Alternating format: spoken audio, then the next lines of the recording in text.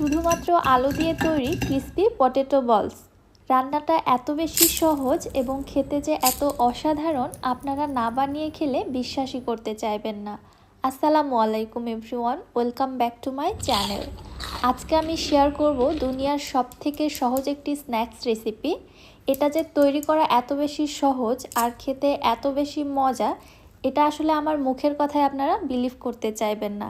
এজন্য তৈরি করে খেয়ে বুঝে নিতে হবে। চলুন কথা না বাড়িয়ে রেসিপি দেখে নেই। বিসমিল্লাহ। ফার্স্টে এখানে আমি 5টি কাঁচা আলু নিয়েছি।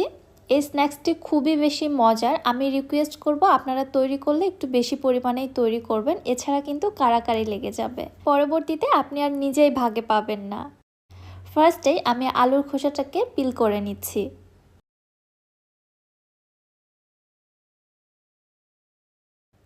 সবগুলি আলুর খোসাটাকে ভালোভাবে পিল করে নেওয়ার পরে এখানে একটি মিক্সিং বলে আমি নিয়েছি পর্যাপ্ত পরিমাণে পানি।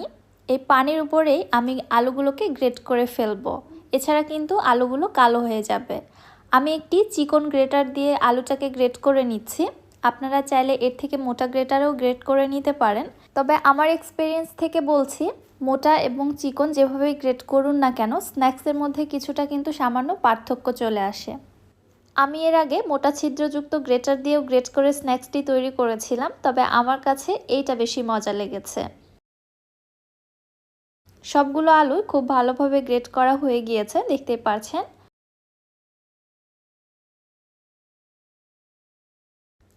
এইবারে এই আলু কুচিগুলোকে কয়েকবার পানি বদলিয়ে একদম পরিষ্কার স্বচ্ছ পানি বের হওয়া পর্যন্ত ধুয়ে নিব।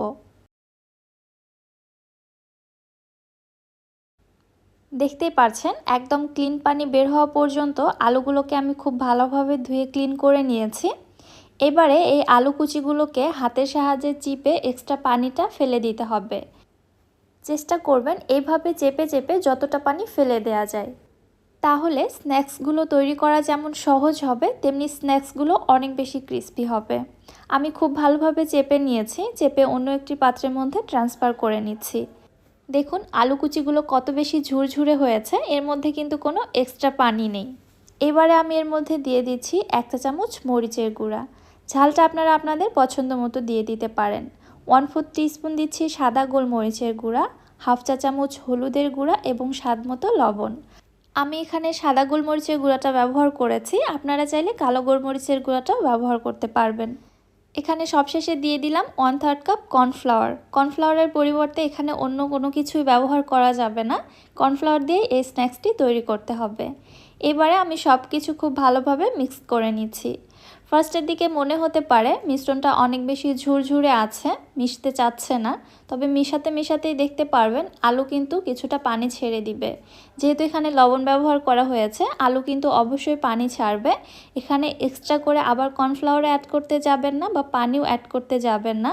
মেশাতে মেশাতে এরকম একটা থিকনেসের মিশ্রণ তৈরি হয়ে যাবে। তখন দেখতে পারবেন খুবই সহজে স্ন্যাক্সগুলো তৈরি করা যাচ্ছে। হাতের সাহায্যে এইভাবে চেপে চেপে এক্সট্রা পানিটা ফেলে দিয়ে এরকম একটি করে গোল বল তৈরি করে নিচ্ছি। আমি স্ন্যাক্সগুলো এইভাবে গোল করেই তৈরি করব।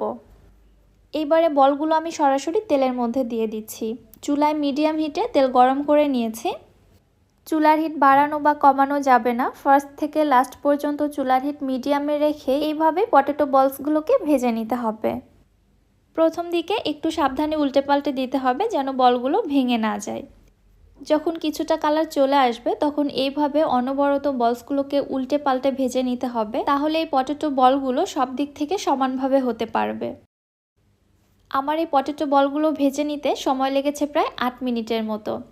একটু সময় নিয়ে ভেজে নিতে হবে, তাহলে পটেটো বলসগুলো খুবই ক্রিস্পি হবে।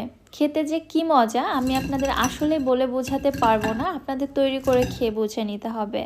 আর তৈরি করা এত বেশি সহজ যে কেউ তৈরি করে নিতে পারবেন, তৈরি করতে কোনোই ঝামেলা নেই। হুটহাট কিছু স্ন্যাক্স খেতে ইচ্ছে করলে এর থেকে সহজ এবং মজাদার রেসিপি আর দ্বিতীয়টি হতেই পারে না। স্ন্যাক্সগুলো কত বেশি ক্রিস্পি হয়েছে আশা করছি আপনারা বুঝতে পেরেছেন। ওপরটা ক্রিস্পি এবং ভেতর থেকে নরম জুসি, মুখে দিলে জাস্ট অন্যরকম একটি ফিল পাওয়া যায়। আশা করছি রেসিপিটা আপনাদের কাছে ভালো লেগেছে। রেসিপিটি ভালো লাগলে যারা আমার ইউটিউব চ্যানেল থেকে ভিডিওটি দেখছেন চ্যানেলটি সাবস্ক্রাইব করে পাশে থাকা বেল আইকনটিতে ক্লিক করে রাখবেন পরবর্তী ভিডিও নোটিফিকেশন সবার আগে পাওয়ার জন্য। এবং যারা ফেসবুক পেজ থেকে দেখছেন পেজটিতে অবশ্যই একটি লাইক অথবা ফলো দিয়ে দিবেন। সো আজকে আর বেশি কথা বাড়াচ্ছি না, আজকের মতো বিদায় নিচ্ছি। আল্লাহ হাফেজ।